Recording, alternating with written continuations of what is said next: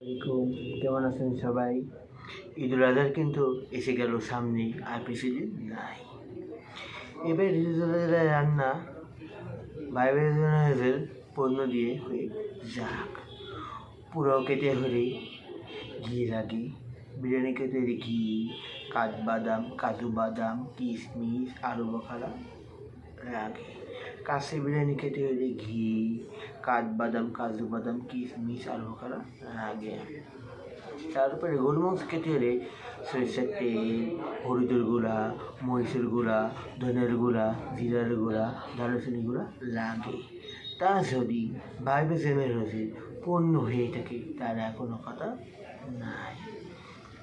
Order করার নিয়ম, আমার ইনবক্সে আপনার নাম, কী পরিমাণে জিনিস নেবেন, উল্লেখ, ঠিকানা, মোবাইল নাম্বার, ইনশাল্লাহ পেয়ে যাবেন খাঁটি মানের খাঁটি পণ্য।